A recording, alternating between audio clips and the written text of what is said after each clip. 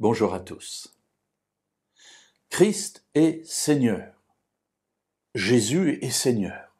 Le Messie est Seigneur. Voilà une expression merveilleuse et on se dit quel Dieu extraordinaire nous avons puisqu'il nous a envoyé Jésus pour que nous soyons sauvés. Alors oui, Jésus est Seigneur. Pourtant, dans notre vie, nous agissons parfois de manière bizarre par rapport à cette autorité de Jésus, puisque lorsque nous péchons, nous lui disons en quelque sorte, écoute Seigneur, regarde ailleurs pendant quelques instants, parce que j'ai quelque chose d'important à faire pour moi, et comme je sais que tu n'es pas trop d'accord, eh bien écoute, va t'occuper de quelqu'un d'autre, et dans 10 minutes, reviens vers moi. Cette attitude toute humaine, Jésus l'a rencontrée à maintes reprises dans sa vie, et d'ailleurs, il va s'adresser à ses contemporains en leur adressant une injonction.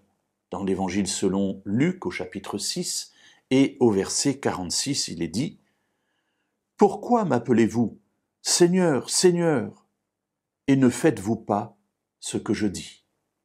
Alors voilà un questionnement très intéressant. Vous m'appelez Seigneur, mais vous ne faites pas ce que je dis, c'est-à-dire que dans la pratique, je ne suis pas votre Seigneur. Alors pourquoi m'appelez-vous Seigneur, Seigneur, et ne faites-vous pas ce que je dis? Voilà une question importante pour nous. Dans notre vie de tous les jours, dans nos choix de vie, dans la manière dont nous parlons à ceux qui nous entourent, notre conjoint, nos enfants, la manière dont nous exprimons notre autorité vis-à-vis de ceux qui sont des subalternes pour nous.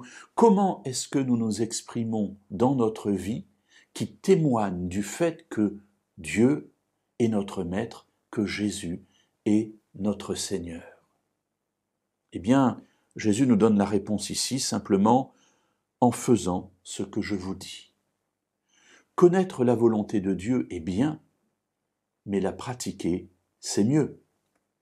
Connaître ce que Jésus nous a demandé de mettre en place dans notre vie par son esprit, c'est bien, mais l'accepter et le mettre en place, le laisser se développer dans notre vie, c'est mieux. Alors mes amis, choisissons. Bien sûr, on peut tomber, mais choisissons de laisser Jésus être Seigneur de nos vies.